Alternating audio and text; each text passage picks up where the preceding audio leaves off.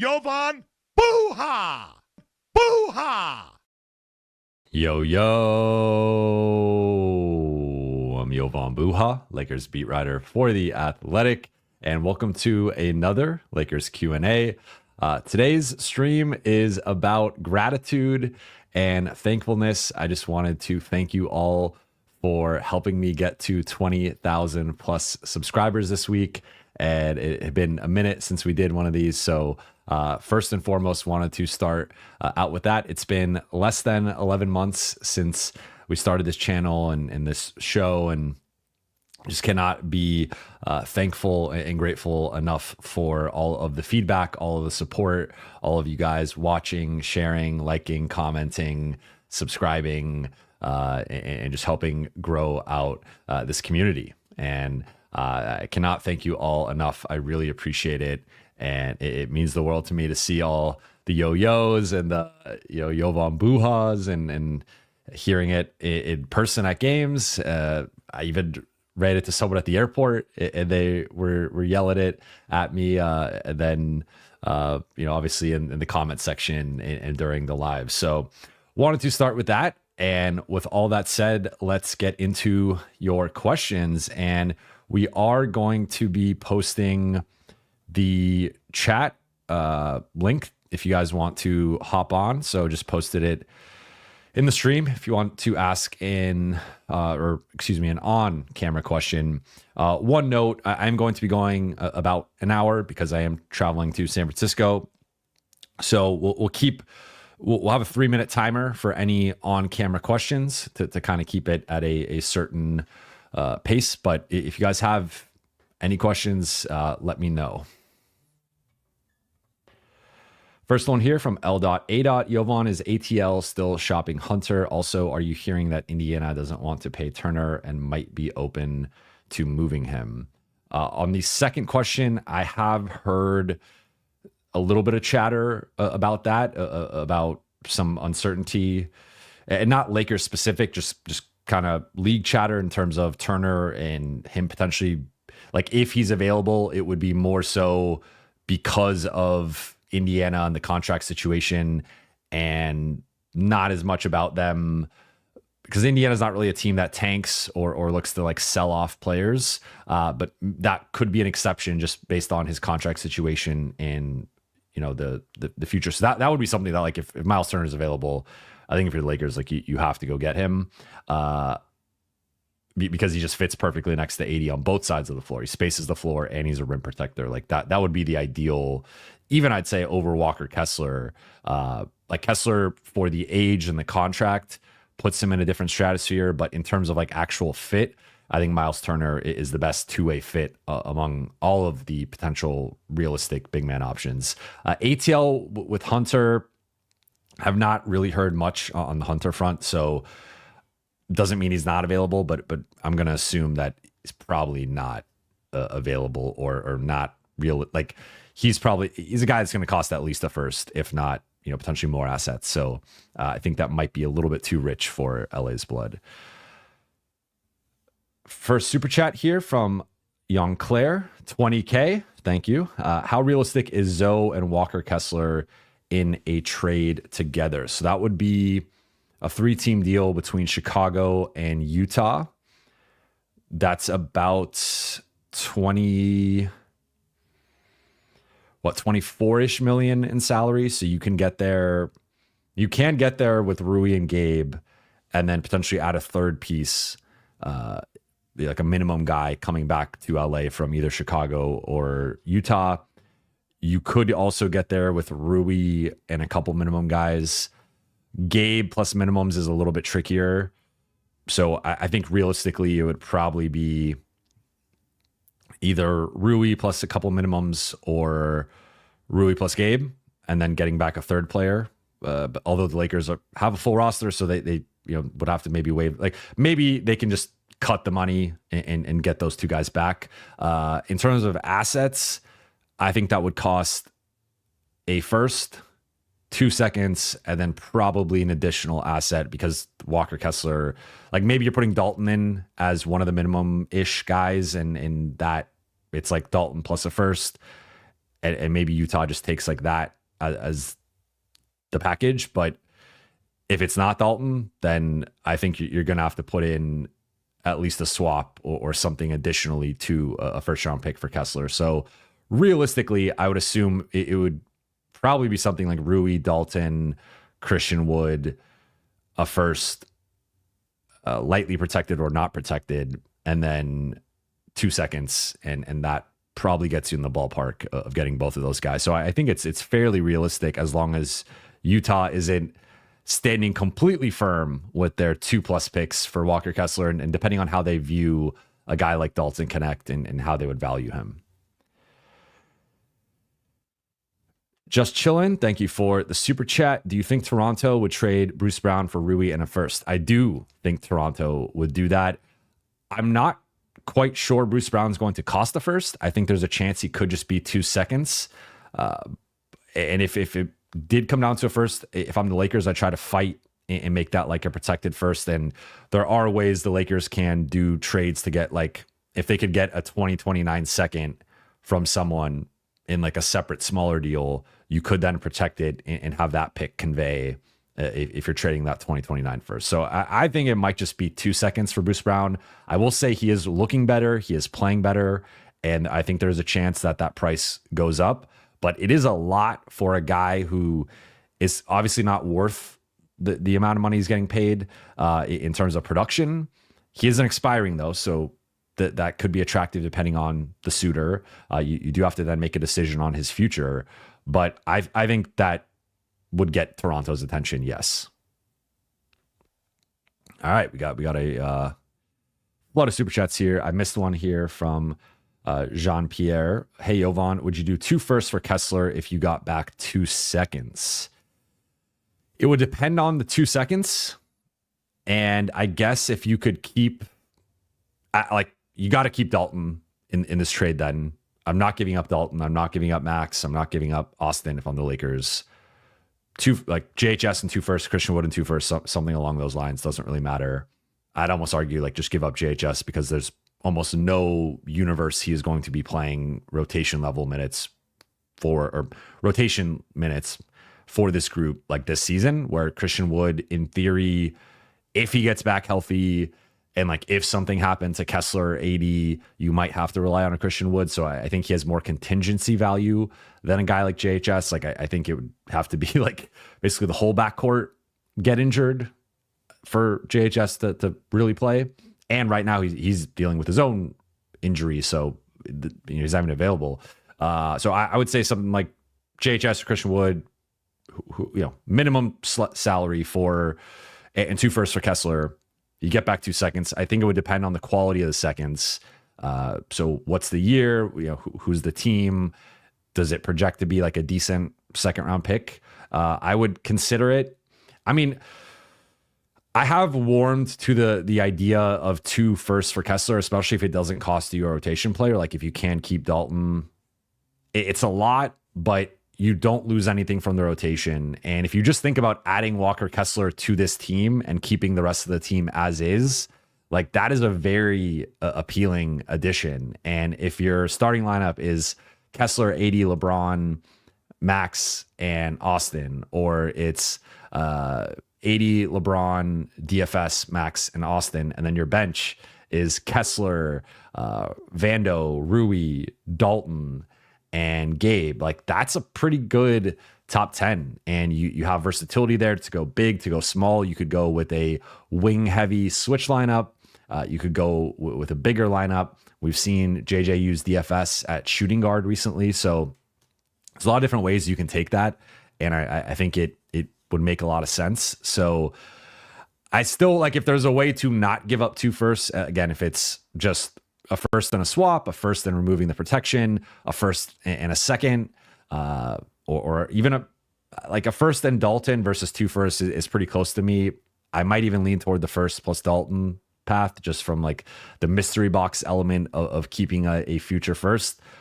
But I'm all in on Kessler. So I think if the Lakers have a chance to get him, I think they should. J.R. Madrano, thank you for the super chat. I think it's safe to say there's some upside with an 80 slash second big lineup. Also feel like Lakers should consider doing what the Suns did, 1 pick for 3 picks. Yeah, I mean, the Lakers, trying to figure out who has the more valuable 2031 pick is tough. I think both situations you can make a case for, like, you know, one being more attractive than the other, but the Lakers could have traded Utah their 2031 and gotten back 3 picks. Now, it would have been a little weird to then turn around and try and trade that back to Utah for Kessler. So I can understand why the Lakers maybe didn't specifically do that with like Kessler in mind. But the Lakers, like, Phoenix showed like you could get creative with it and, you know, turn 1 future first into 3. And I didn't even know if that was possible, but shout out to Matt Ishbia. All right, I see we got 4 super chats, and we also have Big Baby on the stage. So I'm going to quickly go through these super chats, and then I will get to you, Big Baby. I appreciate you popping on.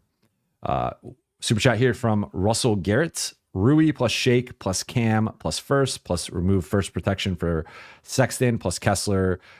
Gabe plus Hood plus Wood plus Jackson. That rhymed. Plus 2 seconds or protected first for Brown. LAC have 2.8 million under the apron. It works in trade machine. Raptors waive some players. By LAC, do you mean LAL? Or what? I'm confused where the Clippers come into this, unless that's just a typo. But so Rui, Shake, and Cam first, remove first protection. So basically, it's Rui plus a first and removing the protection for Sexton and Kessler. I do think Utah would want more than just that, to be completely honest. Gabe, JHS, Wood, Jackson, 2 seconds or protected first for Brown. I would be on board with that. The one issue, obviously, as you point out at the end, is Toronto has to waive guys, and that's not.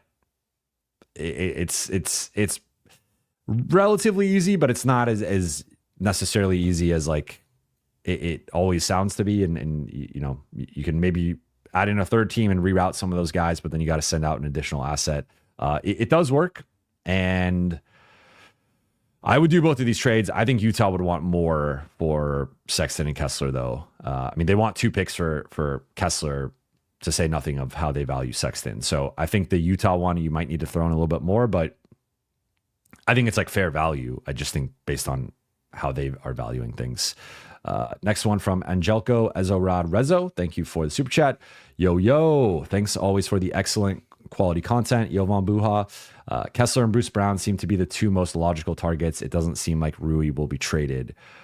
I agree with the first point. I think you could throw in, I mean, if Miles Turner becomes available, that's a legitimate guy who I think should be in that conversation. I think Cam Johnson should also be in the conversation, though, like from a need perspective, he's not. I just think like from a talent perspective, he is the most appealing other guy.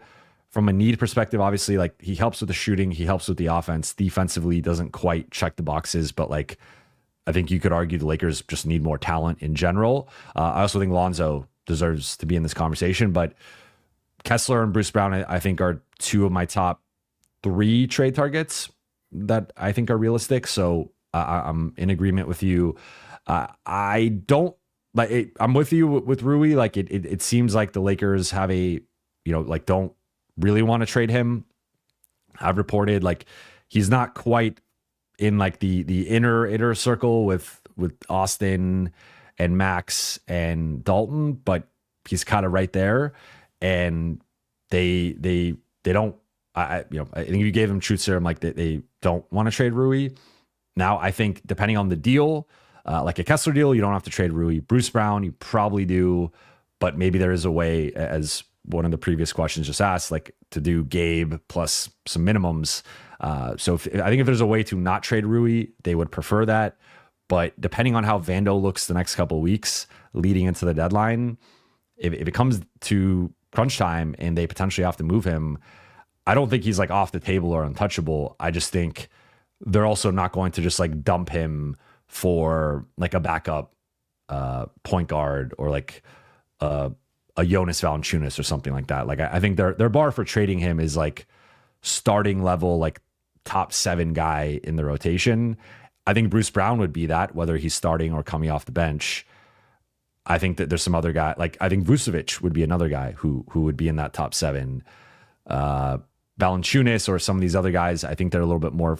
And Valanciunas, the money isn't exact there, so you'd have to match. But like those guys are a little bit more fringy. So I think it really just comes down to like what you're getting back for Rui. But they do value him highly. Next one from Cam Smith: Rui plus Gabe plus a min for Vooch, Ao, and Torrey Craig. I would do that if I'm the Lakers. The thing is with Ao, I think he's going to cost a first, and that's to say nothing of what they want for Vooch. So this might be like a first and a second, a first and 2 seconds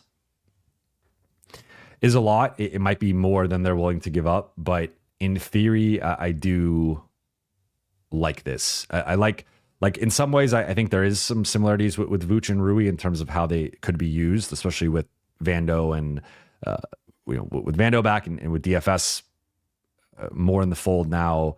I think Rui becomes a bit more expendable. You do you get worse defensively?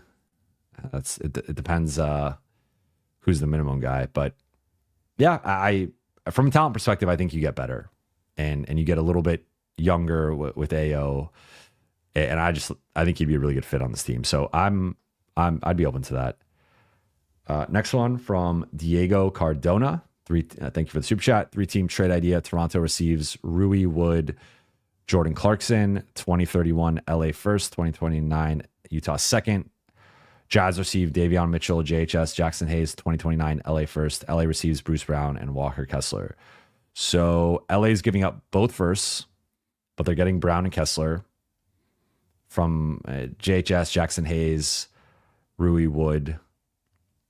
I'm assuming you did this and the math works, so I'm going to operate with that assumption. What's Clark? I don't know Clarkson's deal off the top of my head in terms of like how many more years left. I think he's either a free agent or has one more, I believe. This probably works. I think Utah probably wants an extra asset. I don't think they just give up Kessler for one first, so that would be the complicating factor here. I would be surprised. Like again, if it's, I think it's got to be something like equivalent to a first and a swap, a first and connect, a first or 2 firsts, right? Like somewhere in that ballpark of a first plus another considerable asset. And I don't think Mitchell, JHS, or Jackson Hayes reaches that level. So I would say I think Utah says no here. I think Toronto does this because they're getting a first for Bruce Brown. And I think the Lakers probably say yes, although I don't think they want to give up both firsts. But I think Utah wants more in this deal. Next one from Evan Jovan. Yo, congrats on 20K. Thank you. Jovan, you do an amazing job. We was just wondering if you watched Jason's show from earlier today. He talked about Rob needing to pick a path and Rob needs to. LMK, what you think? Yes. Oh, well, I watched part of it. I've had kind of a crazy day for various reasons. So dealing with so just change cars and dealing with some stuff with that. So I watched like the first half of it. I didn't get to the second half. And I think the part you're referencing was in the second half of the video. I mean, this is what I've been saying. Like I just wrote a story for The Athletic about this on Tuesday. I said it in my storylines episode of Buha's Block earlier in the week as well. Like, I think the Lakers have 3 paths and they need to pick one. And really, ideally they pick one, but what is going to be picked by the trade deadline for them based on either doing something or not doing something. But the way I see it is there's 3 paths forward. One is go all in, and that's putting your picks on the table, putting your young guys on the table and saying, let's build the best roster possible. Path number 2 is standing pat and doing nothing, or doing a small move, a second, 2 seconds, adding a rotation player, but not really a guy who's going to be a needle mover and like to me, like Jonas Valanciunas is like the biggest example of this. Is like, okay, sure, you're appeasing AD, you're getting maybe a center that's better than Jackson Hayes, better than Christian Wood, but honestly, like not that much better if you look at how Jonas versus Hayes kind of went in that LA Washington game. And it really just like, I don't think dramatically changes the Lakers' fortunes that much, if at all. I think path 2 is by far the worst path. I also think that's the path that, like, as I've reported and as I continue to hear, that seems to be the path the Lakers are treading toward. And then path 3 is blow it all up and trade LeBron and AD and just say, hey, like, we had a nice run, we won a championship, but we can't build a contender around these guys. And instead of like doing this song and dance and doing the same thing next year of, okay, we're going to have like a mediocre roster in around the trade deadline, LeBron and AD are going to be upset again. And like, we're going to keep doing this whole thing. Like, let's just trade those guys, get as many young players and picks as we can. I don't see that happening. Lakers don't operate that way. I would be shocked if they did that, to be quite frank. So I think it's between path 1 and 2, but it seems to be path 2 is the one that they're trending toward. That's one that I fundamentally disagree with. But again, like I'm not making the decision. Kevin Brown, thank you for the super chat. Any truth to the rumor Indy has interest in Cam Johnson? If so, wouldn't that pave the way for some version of Miles Turner to LA, Rui to the Nets, and Cam, or Rui plus Cam, you're saying Cam Reddish there, to the Nets, Cam Johnson, and possibly Sharp to Indy? I have not heard Indy Cam Johnson stuff. I think it could make sense, I guess, right? In salary wise, Turner's in that ballpark. So if that does happen, to your point, like I think you could figure out some type of 3-team trade potentially. And I would do that if I'm the Lakers. I think Miles Turner would fit great. Tom, thank you for the super chat. Again, thanks for the reply to my comments. I think LAL has to risk, believe Vando's back and good, and give Jazz 31 first in line with their timeline and Suns trade. Protections off, plus second, plus Rui, plus JHS, plus Jackson Hayes for Kessler and Colin Sexton. So this is 31 first, no protections. They can't even protect the 31 first. And a second, Rui, JHS. I think maybe the protections removal is enough. I do think Utah would probably want an additional asset here, be it a swap, be it Dalton, be it a second first. So I think at the floor, I think for a Utah trade for Kessler is probably going to be a first and a swap at a minimum, and then build up from there. So that would be my only note. But in theory, I do like this. And yes, you are risking Vando and his health, but I think the Lakers have to take risks, because if they play it safe, I don't think the roster as currently constructed is just good enough. So, if Vando can't really give you much anyway, you're probably not hitting your ceiling. Next one from Stephanopoulos. Hey, Jovan, this front office seems so shady. Why keep LeBron while still hedging to this degree? Hate to think they are solely prioritizing the money he brings in. I mean, I think the strongest counter argument to path 2 is like looking at, even if we're talking about Walker Kessler, a Cam Johnson, Bruce Brown, like some of these guys that there is, I'm not saying they're all like home runs. Like there are, like we've seen Rudy Gobert, who in theory is like the actualized version of Walker Kessler. Like there are some differences, of course, but they are a similar player archetype. And that version or of Kessler, right, or the theoretical like upside of Kessler, that player has been played off the floor. And we could get into like the psychoanalysis of it, of Rudy and some of the stuff with him in like bigger moments or whatever. And I think, Kessler could be wired differently, but there's an element of like that type of big has been able to be targeted and played off the floor in certain matchups. You look at Bruce Brown, he's got the knee situation, he's got the shooting concerns. You look at Cam Johnson, some defensive concerns. He also has a checkered injury history. So like none of these guys are home runs. And if you really overanalyze it and want to talk yourself into like being risk averse, you could make a case against any of these guys in terms of being worth a first round pick or multiple seconds or whatever the price ends up being. And I think that's the way the Lakers have been more so operating. Is I think they've just been highly risk averse since the Russell Westbrook trade. And if you look at the types of moves they've made largely low risk moves. I even go back to the 2023 trade deadline of Russ. That whole situation was so disastrous and so just like unsalvageable.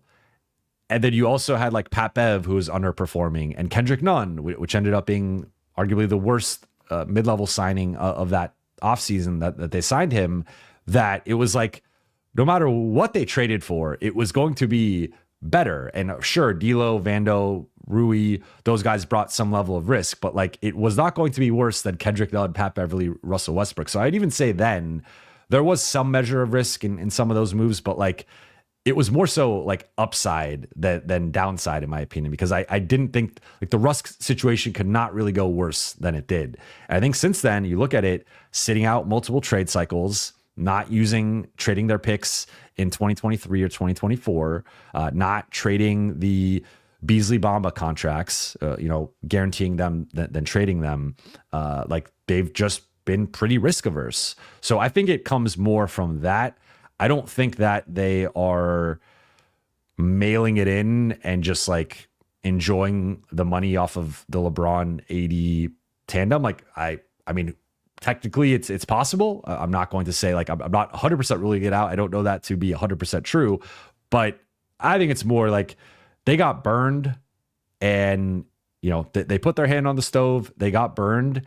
And instead of just being more careful around the stove and maybe wearing like a mitten or something, they're like, we're just not even going to go in the kitchen. We're going to stay like 3 feet away from the stove.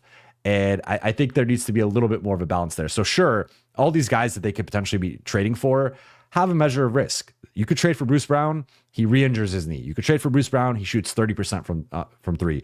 You could trade for Walker Kessler, he gets played off the floor in the playoffs. You could trade for Walker Kessler, he's a bad fit next to AD offensively. You could trade for Cam Johnson, he gets exposed defensively, similar to Rui. Or you trade for him and he starts struggling to shoot, as shooters tend to do in LA for various reasons. However, you at least went for it. And I think, we can't lose sight. Like they made the DFS trade. They gave up 3 seconds. That's not nothing. That's according to some pick models, like the equivalent value of like a mid first round pick. Obviously it's not a first round pick, but like from an asset perspective, they did invest heavily in terms of getting DFS. But as I said then, as I continue to say, that was supposed to be a precursor move to a second, if not a third move. And they've yet to do that. And now we're still, just under 2 weeks away from the February 6th trade deadline. I think they are going to be patient, see what Vando looks like, and likely if they do make a second move, do that in that like February 4th to 6th range, most likely. But whether, again, depending on the scale of the move, that's a whole other conversation. But I think the biggest thing is just they've been very risk averse and really hesitant to put like first round draft capital or just get burned from making another mistake. And it's like scared money don't make money, right? So I think it's time to go gamble a little bit. It'd be a little risky.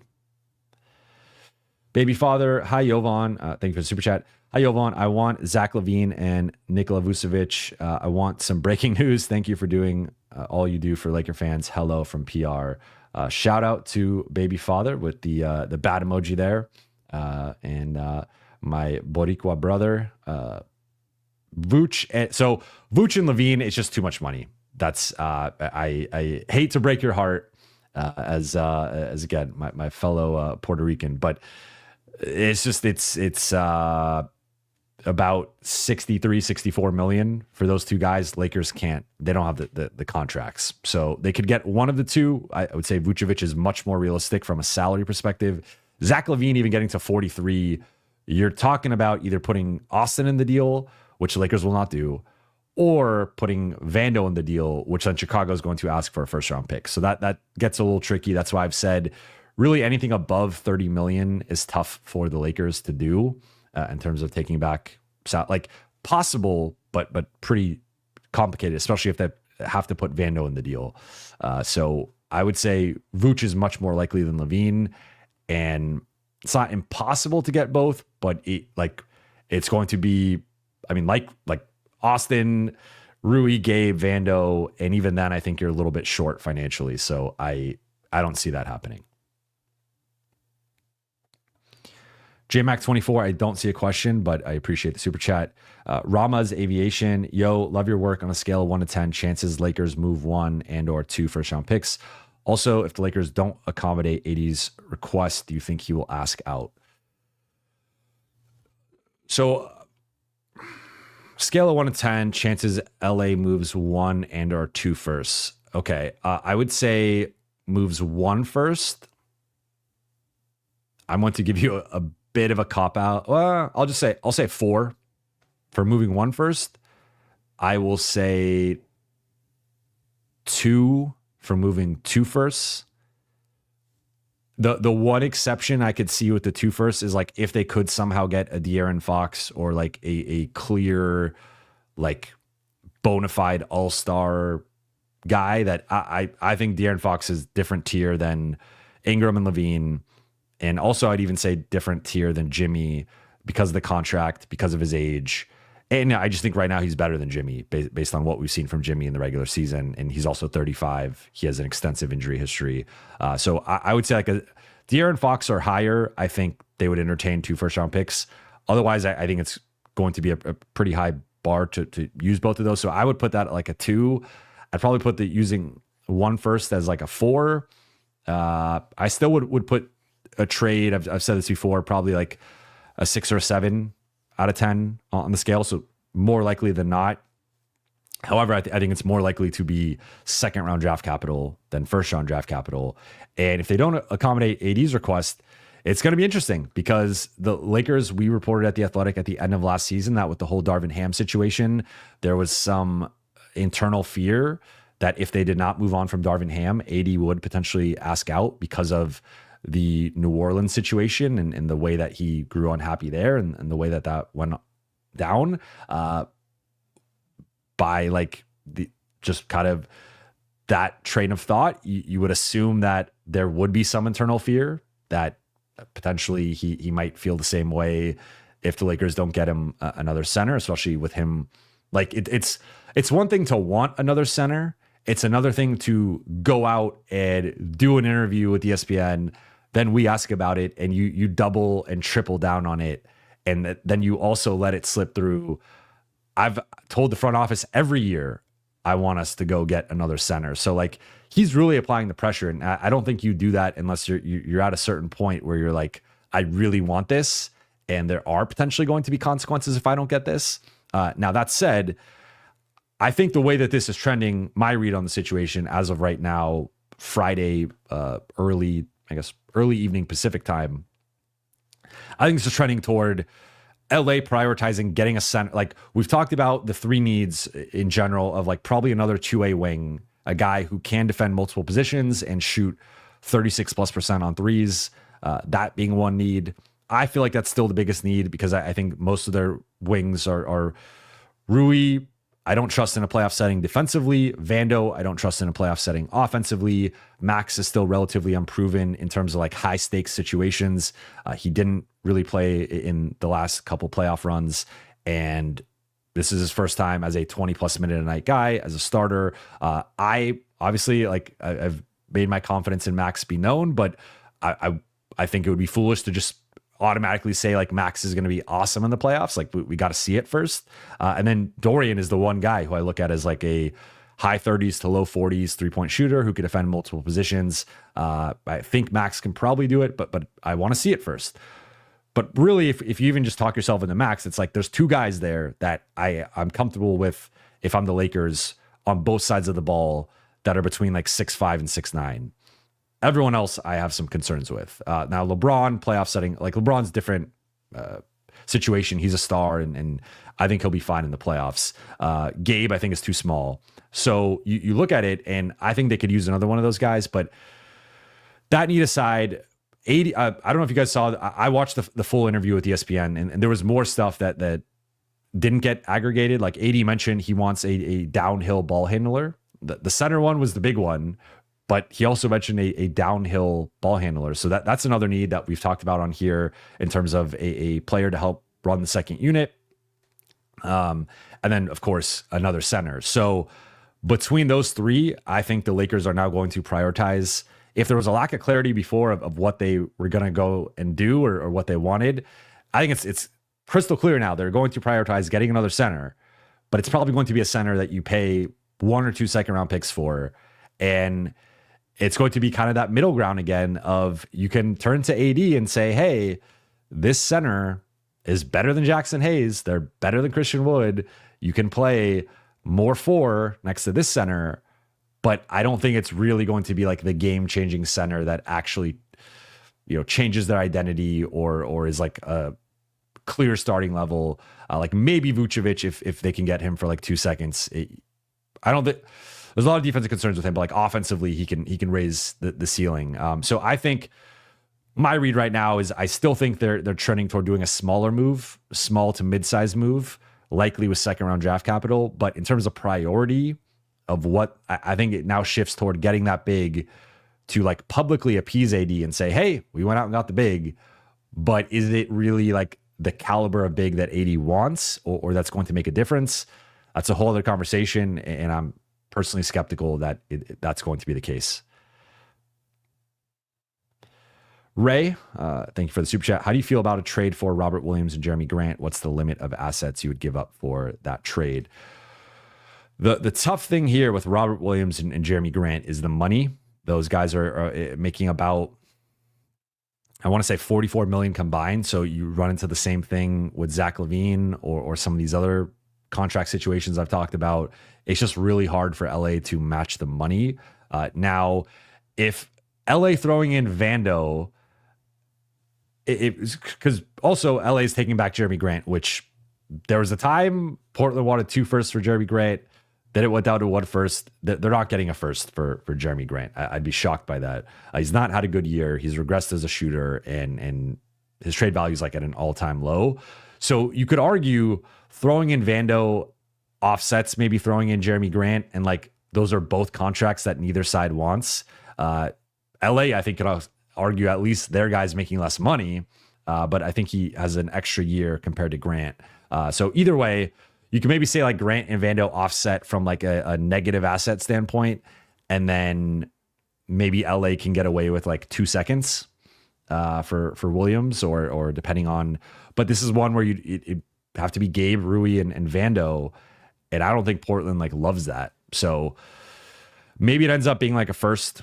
Lightly protected first. I don't love like Grant. The fear for me with Grant is I just think he's a guy who's going to expect to either come in and start or play like a certain amount, be like a 25 plus minute a night guy. And I think DFS is just straight up better. I think Rui's arguably better. Vando depends how he looks once he's, on Saturday, we'll see. And as he continues to get healthier. So for Robert Williams, I would consider a first. For Jeremy Grant, that kind of changes the calculation. So I think, honestly, my limit for this trade would be 2 seconds. And I don't know if Portland does that. Corey Williams, thank you for the super chat. I don't see a question here. Stephanopoulos, now what do you think of Dalton plus 2 seconds for Tari Eason? Not sure if Houston is selling, but using Dalton as our best asset if firsts are off the table. I don't think Houston's selling. I think Houston's trying to add, and they've had their own injuries with Jabari, and I'm pulling up Tari Eason's stats this season. So he's averaging just under 12 points a game, 6 rebounds, 2 steals, 33% shooting. He's a career 34% three-point shooter. Let's look at his advanced numbers quickly. Pretty good. I mean, he's better than Dalton. And he's 6'8". I like him. And they're actually both 23. It's probably fair.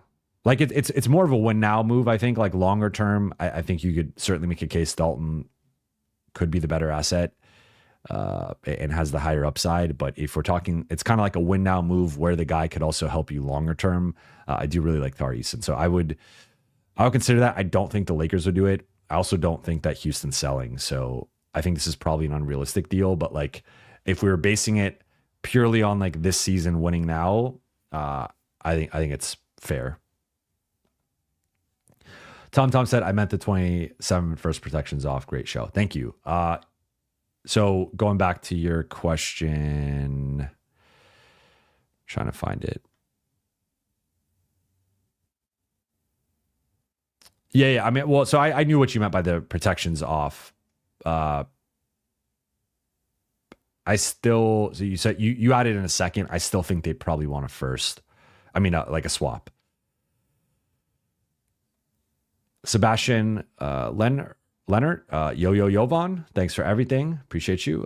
Future is now AD and LBJ would do damage together with Sexton, Kessler, ceiling raisers alongside AD and LBJ. I've really grown on the Sexton Kessler combo. Like, Kessler, I've been on board with the whole time. Sexton, I made this, I think it was yesterday, I made this argument. Like, I think he's a little bit overrated defensively. And there is a big gap, in my opinion, between him and Gabe on that end. However, I think there's an element of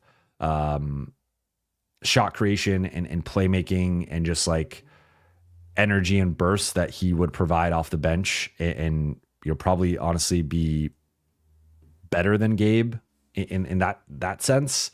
And I think you could argue with the Lakers like leaning into the DFS Max Vando mold on the wings, like you do still need, like right now, with this version of Rui, I'm not quite sure who their fourth best shot creator is. Like, it still probably is Rui, but Rui's doing far less of that than he was previously. And I just think right now they have a big gap between like Austin as the third shot creator and whoever else is the fourth shot creator. And Austin as a secondary or second best ball handler with LeBron and like whoever's third. And that's an area where like Sexton would, I think, really help in both regards. And now you take a defensive hit, but I think ultimately like the best version of this group, even with Gabe's probably a 14 to 18 minute a night guy in like the playoffs. And if you use Sexton in that role, and some nights maybe he's got it going and you play him a little bit more, I think you're probably getting a similar impact, if not a slightly higher one from Sexton. So that's another one where like there is some risk involved, but if you get him to lock in and buy in defensively in a way that he, I think, has flashed, but has never done consistently, and you get him to obviously fit in offensively and be like, hey, we're going to have certain lineups where you're more involved, certain lineups where you got to take a step back, and he buys into that, I do think it's like an upside swing. And then, of course, you're getting Kessler, which I would sign up for. J1, thank you for the super chat. All signs point to Vooch, checks all boxes at center. He does not check one big box. He checks the offensive box. He can space the floor. He can post up. He can pass. He's efficient. He's effective. Checks those boxes. Defensively, checks the rebounding box. He does not check two big boxes defensively. He is not a good pick and roll defender as a drop big or even just in other coverages. He's also not a rim protector. And even like he's actually been a guy who's sometimes averaged around like a block a game, but I think that has more to do with his size and length. And like he can block a shot or a couple of shots, but to me it's more like the Jackson Hayes type where two totally different player archetypes and like skill sets, but it's sort of like Jackson will occasionally block a shot, but he will also foul. He'll also give up layups. Like, Jackson blocking the shot is like 1 out of 10 defensive plays. And then like maybe 2 of those are good, 4 of those are bad. And like another 3 of those are like not ideal. Right. So that's where, to me, Vooch, like there are legitimate concerns about the defense. Like he is a bit of a sieve, which like the word is more effective on paper than it is in podcast form, but or streaming form. But sort of like he's a liability on defense. He can block a shot, and I think you could, if you put him next to AD more, you put him next to DFS, LeBron, Vando, you put more size around him, he can be better. But I would push back on like all boxes. I think there's a big box he doesn't check, which is the defensive side. And that's one where like I think you're leaning more into the offensive end and just hoping that like collectively with his rebounding and his size and putting size around him, you can max out his potential. But I still think in general, like he's at best a below average defender, at worst like a bad harmful defender, and that's problematic a little bit. Kevin Brown, thank you for the super chat. Does Aaron Nesmith fill what you're referring to as a wing need? Yes, he would. I've talked about him, I think, a couple times. I've gotten questions about him. I like him. Indiana, again, not quite sure what direction they're going in. They have been playing better in general. So, Laker Girl 36, I looked for your email. I did not see it. I looked for it earlier today. Maybe it's in my spam. I will double check that, but I did not see it. What is your email, just to make sure I'm looking for the right thing? But I searched Laker Girl, I searched podcast, and I didn't see anything. But thank you for the super chat. And you said you're excited for Vando's return tomorrow, as am I. And now, to be clear, just to echo what JJ said, he said it's not for sure that Vando is playing, but he is medically cleared, and it's going to depend on his pregame workout and how he feels. So that's just one thing. Like, I've said it with Vando before, like, don't get your hopes up. I want to see him actually checking into a game, and that's when I'll know he's officially back. But certainly, I'd say more likely than not, he's back tomorrow. But we've seen sometimes with Lakers and pregame workouts, like they end up being out. So just something to note. Transformers lover, there's a big disconnect between LBJ and Lakers relationship. It's more dysfunctional than people realize. Both are playing nice for the cameras. True. You are you're gonna try to get me in trouble here. This is a tough one for me to answer. I'm going to gonna think about my words here. I don't know if I'd go as far as to say like I think big disconnect and dysfunctional are I think two big terms here. I don't think it's in the best place it's ever been. And I think if you ask both sides and it gave them truth syrup, I like LeBron has wanted them to go get this mythical third star that they have not gotten since the Westbrook trade. And he has been vocal about it, directly or indirectly every trade deadline since. I don't think the team loves that. And I'm sure that there are other things that we're not aware of that they might not love or whatever. So I'm going to respectfully kind of dodge this one, but I don't think you're entirely wrong. I just, I got to be careful with that one. Ray, the most realistic target to get to that second tier. Thank you. I think it's Bruce Brown, Alonzo. I think either one of those guys, if you hit their potential, I think assuming Vando can step in and be healthy relatively quickly, and you start DFS, and then let's just say both are coming off the bench hypothetically. If you have AD, LeBron, DFS, Max, Austin as your starting five, I really like the starting five. You have 2 3-and-D wings around your 3 best players. Then your bench, backup center as a whole still, but Vando. I think Lakers are trading Rui in this scenario, but it's Vando, Dalton, I guess, Brown or Lonzo, and then Gabe. And I just think having that extra, like both guys check a couple boxes where they come in third best ball handler, third best playmaker from the perimeter side behind LeBron and Austin, also can defend multiple positions and can kind of phase Gabe out a little bit. You don't have to be as reliant on Gabe as a point of attack defender, but they're just both very versatile and can do a lot of things. Like Bruce Brown plays like a 4 in like he's played the 4 before in Brooklyn and in Denver. He's also played the 1 in Denver, and kind of like backup point guard, some in Indiana, and then he's been more of a wing in Toronto. So like he's very versatile. There are health concerns with both. I think with Lonzo, it's just like he hasn't been playing back to backs. Like how much of a workload can he actually take on the rest of the season is a legitimate question. But I think both would like you lose some size without Rui for sure. But I really don't think you lose much rebounding. I think you can make a case like pound for pound, Bruce Brown and Lonzo are both better rebounders than Rui. I think you can make a case they both play with more like toughness and physicality than Rui on a consistent basis. And like you do lose some size and some offensive potential, but I think both guys, Lonzo from like a shooting perspective is really improved. He's obviously a proven playmaker, passer, ball handler. Like that's an upgrade over Rui.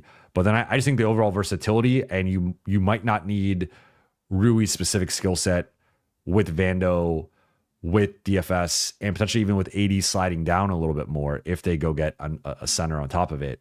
So I would say Bruce Brown and Lonzo are my two guys that could elevate them to a different tier, just based on bringing a skill set that the group doesn't really have.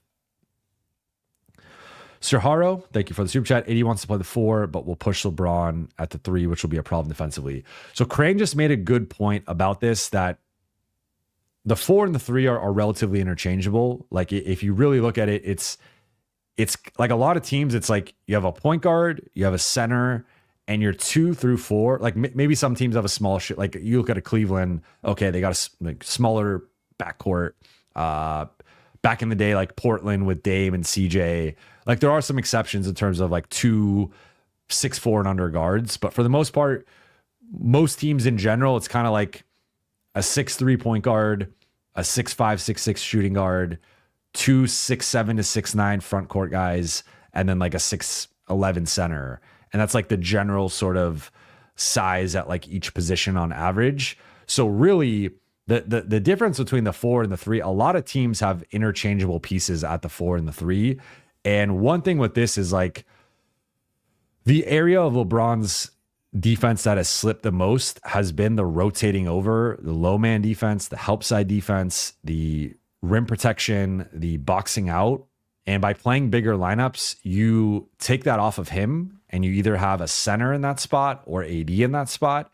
And then LeBron's actual like perimeter ISO defense has not been bad.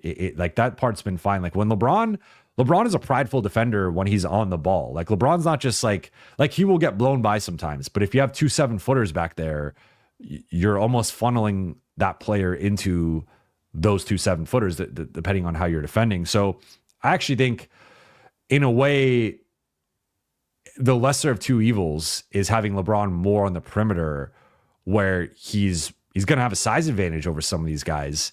He's going to have an athleticism advantage still over some of these guys. Lateral quickness can be a concern, but I almost think he could do less harm on the perimeter than closer to the paint, because closer to the paint is where the low man rotations are non-existent sometimes. The box outs are non-existent sometimes. Contests at the rim are non-existent sometimes. And that's where, like, especially next to Rui, that compounds. And then you get like the really rough defensive stretches that the Lakers starters can have, or that front court combination can have. So I've actually come more around to LeBron playing the 3. Now there are certain guys, like I think MPJ would be a tough, like shooters who run around a lot of screens. I think those are tough matchups for him. There aren't like a bunch of teams that are going to have that stylistic, have that player starting and playing a bunch. Like MPJ's one off the top of my head. I probably have to go like Kevin Durant, different player, but like that type, sure, that can give LeBron some problems, but it's more of like a matchup by matchup thing. I think there are some matchups where the Lakers should go bigger, some matchups where they should go smaller. I think it's good to have the optionality. I don't think right now they really have the optionality in a serious way. That's why, like, if they get Kessler or Robert Williams or like a defensive big, you could make the case that guy could be more valuable off the bench. But there's also matchups where maybe it makes more sense to start. But I actually think LeBron sliding more on the perimeter is a little bit less of a concern, especially with LA switches a lot still, despite like they switched amazing against Boston. It was their best switching game of the season, but in general, they still switch a lot. And some of those things are like, you're probably just going to have AD and LeBron switching anyway. So I think it's less of a concern than people think. I think the biggest concern or the bigger concern is the spacing, because if you're adding Kessler or Robert Williams, you are adding a guy who's going to be in the low block or like the dunker spot, and the spacing can get a bit crowded there. So I actually have more concerns with LeBron 80 plus center offensively than defensively. I think defensively they'll be fine.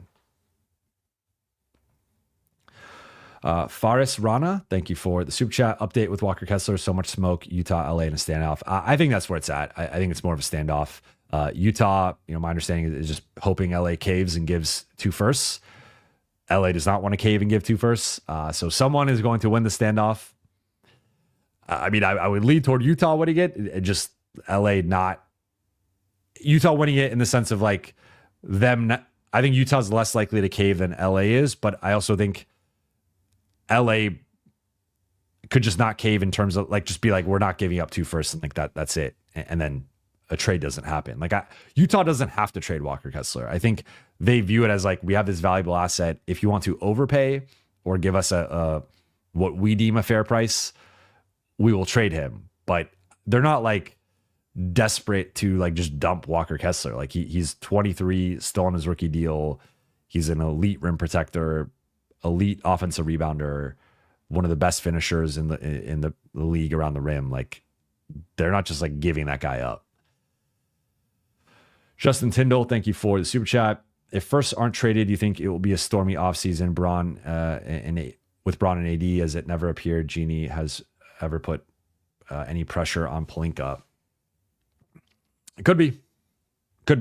I think if they don't make a big move, I think that there's a lot that's on the table in terms of how this offseason could play out. And it could be stormy to use your adjective. It could get ugly. I'm not like, I think like, I think it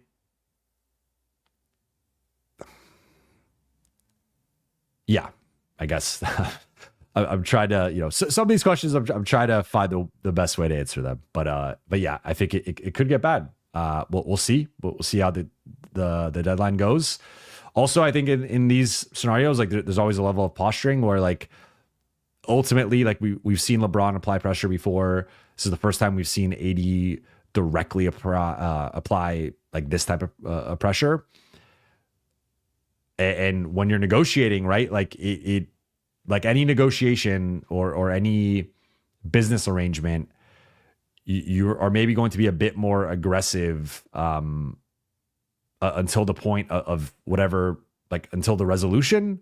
And then afterwards, it's more like, hey, it was just business. Like, AD and LeBron are trying to apply pressure to get the best roster possible. And the Lakers are trying to figure out how much they believe in this group, what they're willing to give up, what's out there.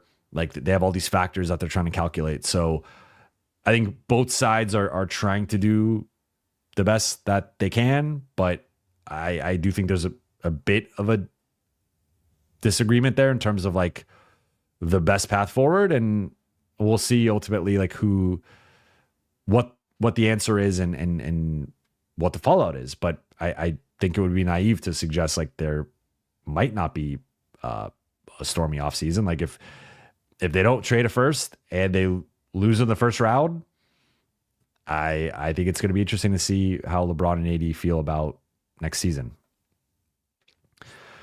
J1, I know Vooch's D not great, but we have AD and he's cheap.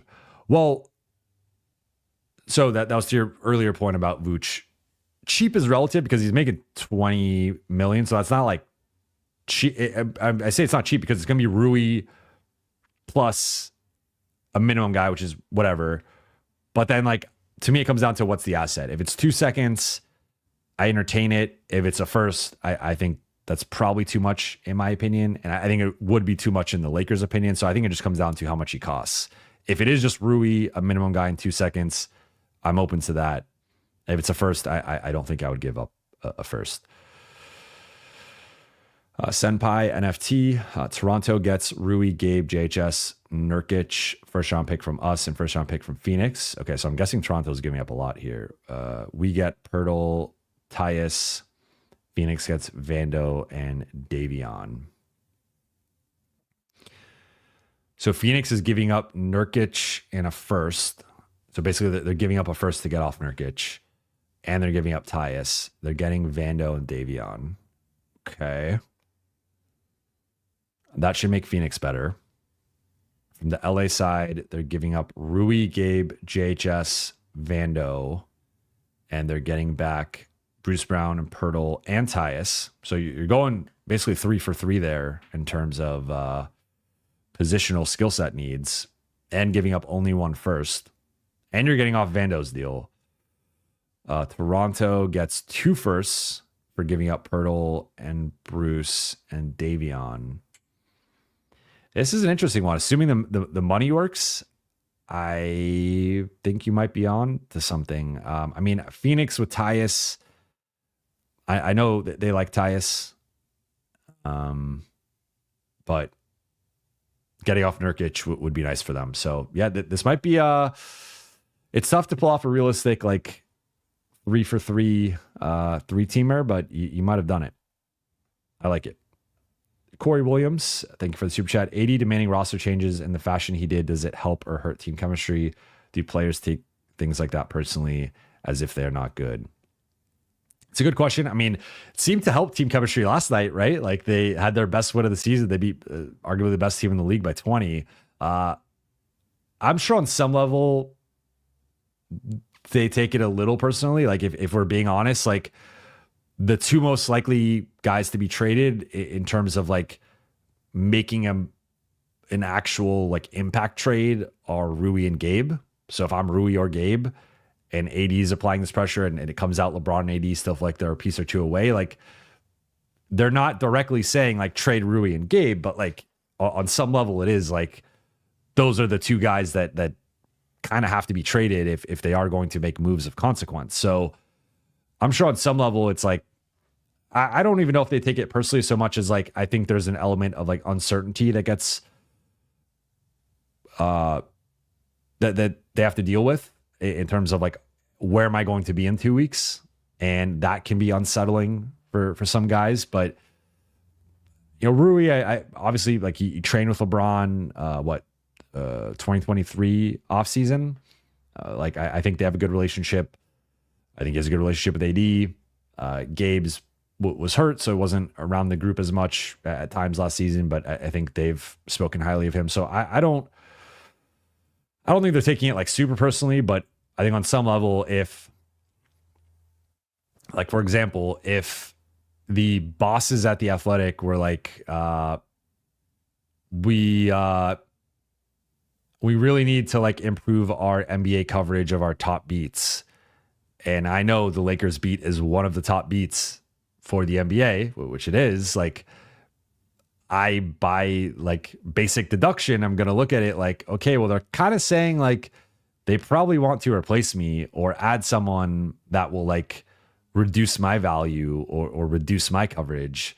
So I would feel, you know, but I don't even know I'd necessarily take it personally against them. It would be more so like, now I'm kind of in fear or unsettled for like my job and my security and like what's going on with me. So I think it's more like that feeling of just, again, based on math and assets, like Rui and Gabe are the 2 guys that are most likely to be moved if the Lakers go make the type of move LeBron and AD want them to make. And so I'm sure on some level it's like not great to be dealing with that, but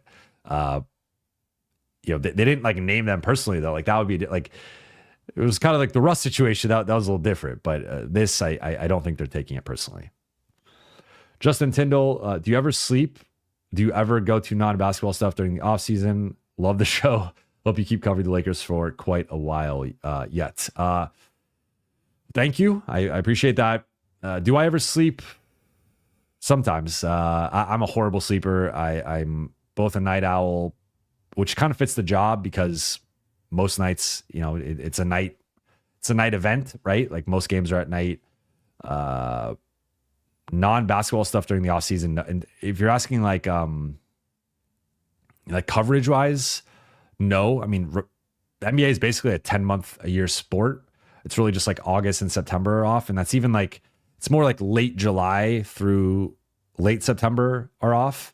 And then some years it's the Olympics, but for the most part, like that's the down period of the NBA schedule. So at that point, I'll typically take 2 to 4 weeks vacation and then like kind of chill a little bit, start to plan for the next season. At that point, most of the time the Lakers have built their roster, so I kind of know like what I'm dealing with, and it's trying to figure out like off-season content, but it's kind of like a 365 job. So not outside of vacation, I'm pretty much just doing this. And my hope and my plan is to be covering the Lakers for quite a while. So I hope you will continue to tune in and watch and listen and support. See, we've gone about 5 minutes over, which is par for the course here with me. I got 2 more super chats here, and then I will be wrapping shortly after that. But I appreciate you all, and I hope you've enjoyed tonight's show so far. Let's get into it with Arthur Johnson. Old question. Why did LeBron walk out without speaking to anyone after the Nets game? Was it a D'Lo problem? I just wanted to know. My read, so I don't have an answer. My read is typically LeBron speaks first. So LeBron and AD are the way the Lakers locker room is set up. I can't. I mean, you can kind of. It's kind of like, so it's like a rectangle, right? I'm gonna try and do this with my finger for those watching visually. You enter, and then there's the back wall, and there's LeBron has 2 lockers, and then AD's the 3rd locker. Then you have the sides with the rest of the guys. So they're like at the back end of the locker room. The head of the locker room, head of the table, whatever. So LeBron has Kobe's old locker, and it's LeBron with the 2 lockers, then AD right there. And typically LeBron speaks first. I would say 7 or 8 out of 10 times LeBron speaks first, then AD speaks second. And the Nets game, though, AD spoke first. And I think LeBron was just getting growing impatient with talking. And then I think he just decided, like, I'm tired of waiting. And, I'm out. So I think if I'm remembering correctly, it was the Nets. I don't even remember which game he walked out on, but I think if it was the Nets game, to your question, like my read was, I think he just got tired of kind of waiting. And I will say with LeBron, like he's one of the most media friendly superstars ever. So on the times he doesn't speak, we typically give him grace and our understanding, because he speaks, whatever, 90%, 95% of the times he's available. There are other stars who are much more, I mean, even going below the star level, like D'Lo anytime D'Lo had a bad game, he would request, or he would decline to speak to us, and he would just walk out when we go in the locker room. So it was very rare for him to have a bad game and talk to us if we requested it. That's an example of like a guy who was frankly not great with the media. So there's different degrees of it. And LeBron, for the most part, is always, largely available. So I don't really hold that one against him, to be honest. Erickson Mata, yo, rank these duos: Kessler/Sexton, Pirtle/Brown, Vucevic/Lonzo. Okay, so we got each duo has a top guy that I view in terms of like Lakers trade target. I think I would actually rank them in the order you just presented them. I think I would go Kessler Sexton number 1, Pirtle Brown number 2, Vucevic Lonzo number 3, and I will give you my reasoning. Kessler Sexton, I think Kessler's my number 1 trade target. I also, both guys are like, Kessler's up 23. I think Sexton's like 26, 27. So like both guys are mid 20s or below. That's different than Pirtle Brown, Vucevic Lonzo. I think they're also the healthiest duo here.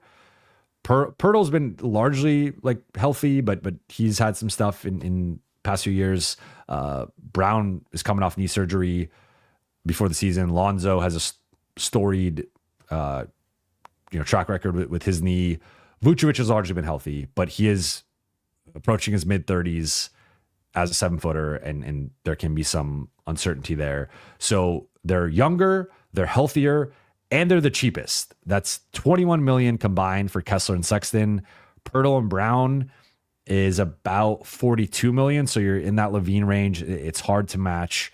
And then Vucevic and Lonzo is also in like the 40-41 range. So Kessler and Sexton are making basically half the money that the other two tandems are making.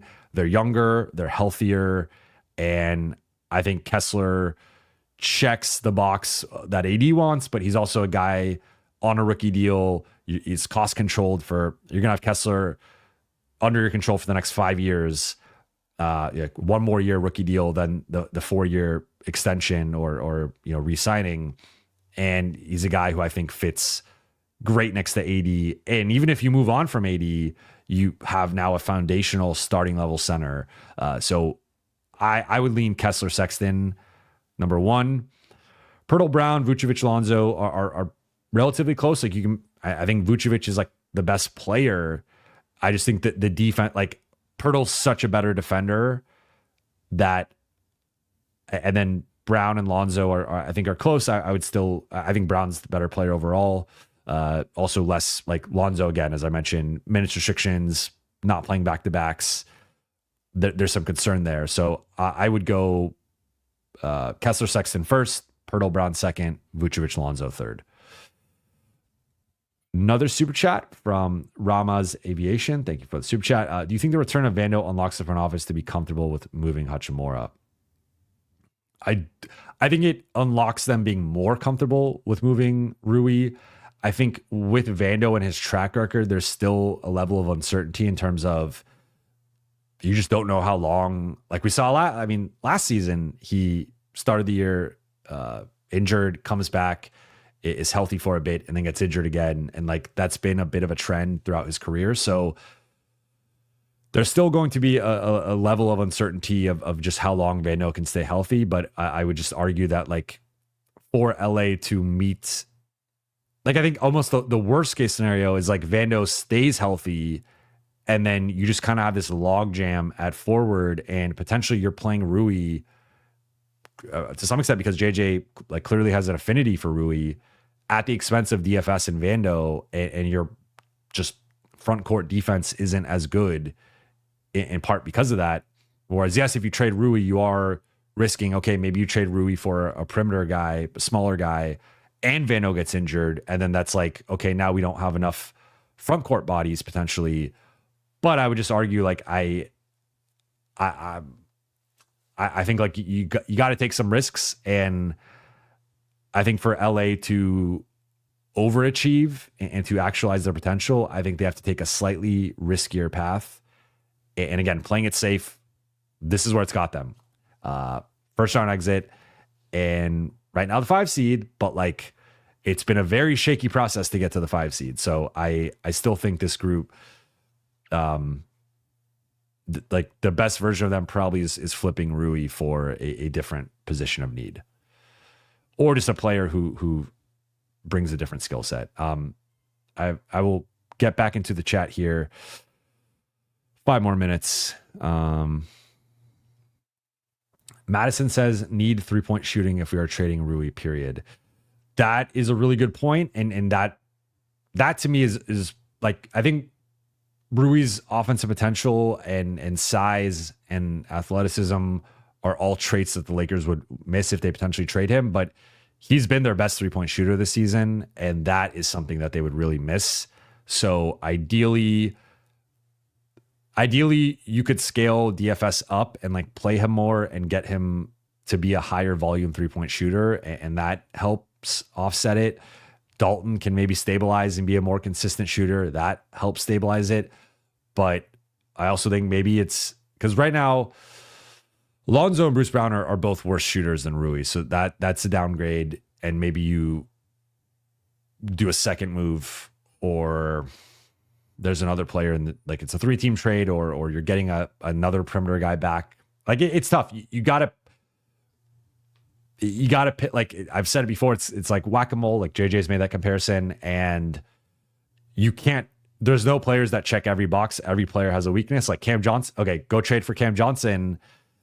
He's better than Rui, and he does a lot of the similar things to Rui and has similar deficiencies to Rui. But like the defense still isn't quite where you want it to be. So like that's like, I guess you're whacking some moles there, but it's kind of similar moles in that regard. So I think if you do trade Rui, there needs to be a requisite level of shooting, to your point, but it's also like it's hard to find someone who addresses other needs and shoots, because that player is also going to be more expensive. So I think there's a little bit of a balance there, and that's one part of the front office's job I don't envy, is like try to find that proper balance.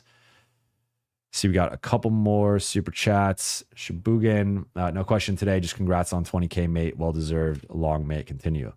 Thank you so much. I appreciate that, and I appreciate your support. You are a frequent super chatter. I think I've gotten your name down at this point. I no longer have to second guess it. So we are here, and I appreciate you supporting 20K. Ricky Burt, thank you for the super chat. Lakers' only real goal is to be relevant enough. Actions speak louder than words, and the actions align more with that than winning a championship. So I know they will say it's championship or bust every year, championship aspirations, but to your point, their roster moves align more with being relevant than winning a championship.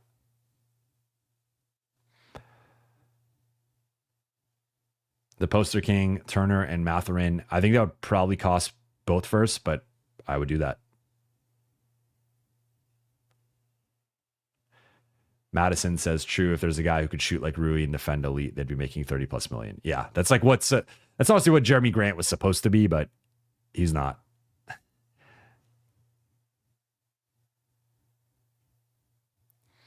Adam Hurley says, Jovan would be the GOAT, but you can't be the GOAT if you like Gabe Vincent. Pretty sure I gave Gabe a C in my grade, so I'm not quite sure. I don't dislike Gabe, but I'm not like I'm not super high on Gabe either.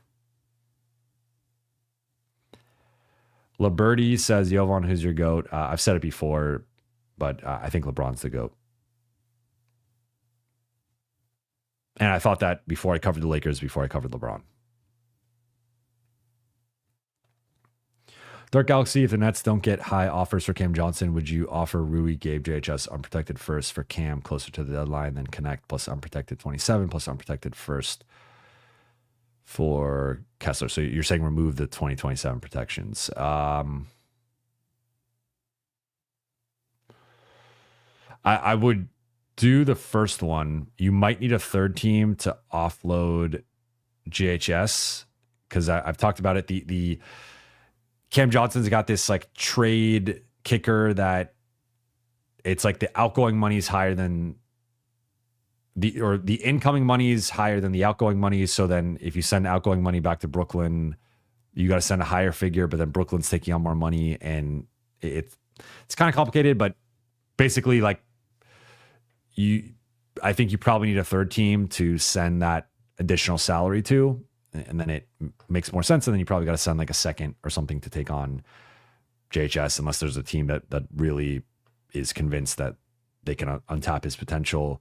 But in theory, if you could get Kessler and Cam Johnson for 2 picks, unprotecting 2027, Rui, Gabe, JHS, and Connect, I would do that. And I think all of a sudden, those are the top 2 guys on my trade target list. So I would be 100% for that.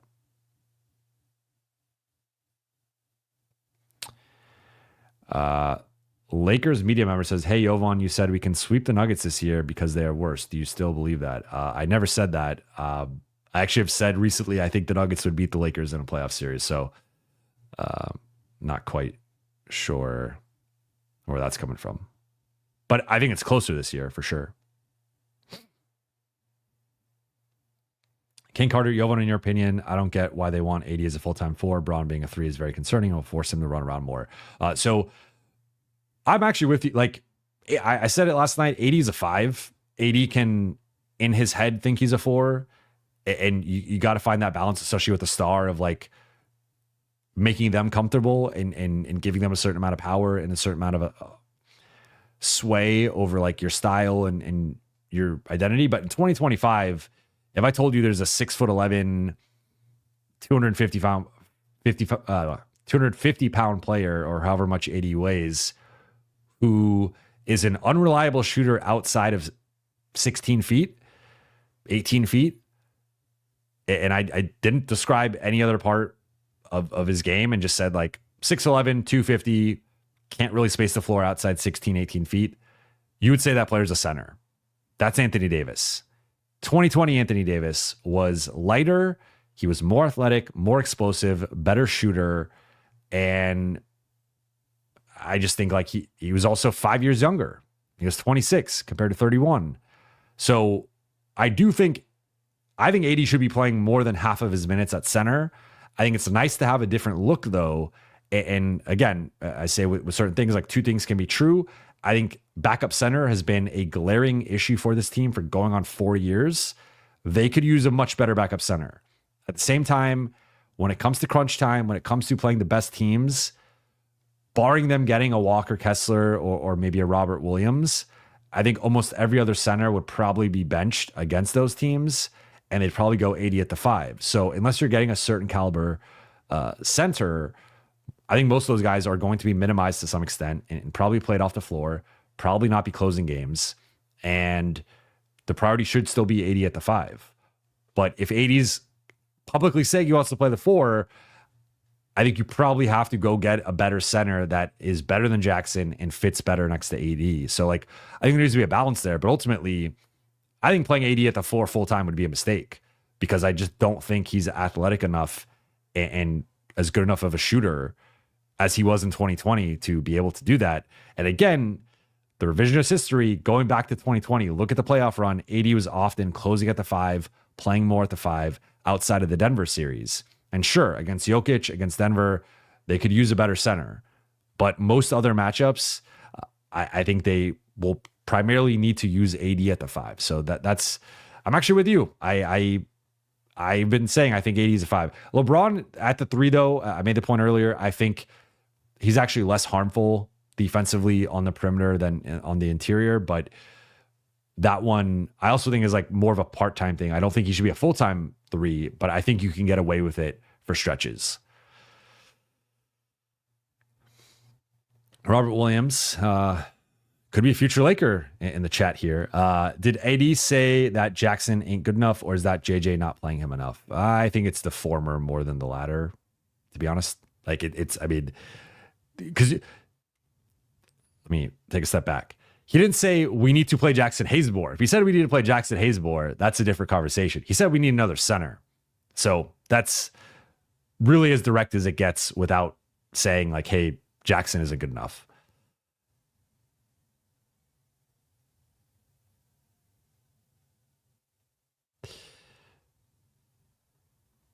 Sam Davison, Jovan is the GOAT. Congrats on 20K. Yo. Rob has to use the picks. Adam Hurley asks, how many seconds do we have left? As in the Lakers, 2. Both 2025, or both are 2025 picks, Lakers pick and Clippers pick. L.A. Jovan, why do you think the front office has a pretty poor reputation around the league? Is it just Rob's history with people, or is it because they have unrealistic expectations when discussing potential deals? It's a bit of a landmine question for me that I might sidestep. I think, I mean, I would lean on some of the prior mistakes of like the Zubats trade, the Alex Caruso situation, the Russ situation. I think there's been some costly mistakes that they made earlier on that maybe created a certain perception. But I don't think it's the latter part about unrealistic expectation, because if anything, I think it's the opposite, where teams ask for the moon in negotiations with the Lakers and then end up doing lesser deals with other teams. Now, at some point, you got to say, like, why are they demanding more? And I don't have the answer for that. But yeah, this is one I'm probably going to sidestep a little bit. Okay, so you got a couple more super chats that I'm going to wrap.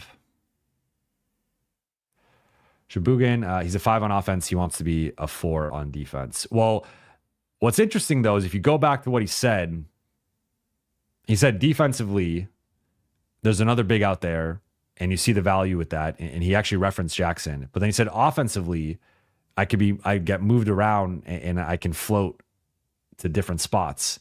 So I think I actually think it's kind of both sides. Like, I think he doesn't want to be just posting up on the block or being a dive and cut and like screen and roll big, which is the way he's used a lot, especially since the beginning of the season when they've reduced some of his elbow touches. So I think it's actually both sides. Ray, thank you for the super chat. Rui, Gabe, JHS, 2029 first, both seconds, Kessler and Sexton. I would do that. I think they might have to send back maybe one more minimum guy just to make the math. Because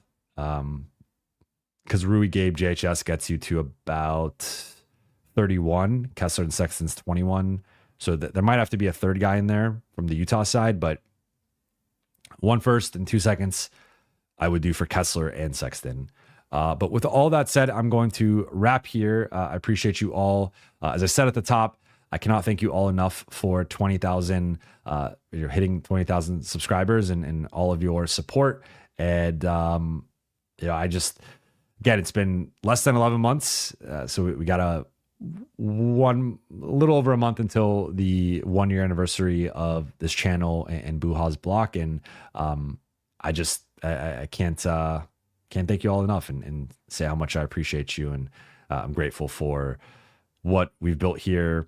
The community in the post-game reactions with Buha's block and just everything that we've been doing for the past 11 plus months and are going to continue to do for the foreseeable future. Laker Girl 36 says, you sent the email. I will look for it after I get off here. Yeah, I'm going to wrap. J Note says, W stream Jovan, congrats on 20K. Road to 25 starts now. I agree. We're trying to blow this up. 100K, 500K, 1 million. I'm dreaming big. Let's make it happen. Let's get there. And it started with all of you. So I appreciate you all. But that will do it for today's show. Thank you all so much for watching and listening. For those on YouTube, please be sure to hit that subscribe button, turn on channel notifications, and like and comment on this video. For those listening on Apple Podcasts, Spotify, or your podcast platform of choice, please be sure to follow, download, and leave a 5-star review. I'll be back tomorrow night in San Francisco after the Lakers-Warriors game. I will talk to you then. Peace out to the Late Night Gang.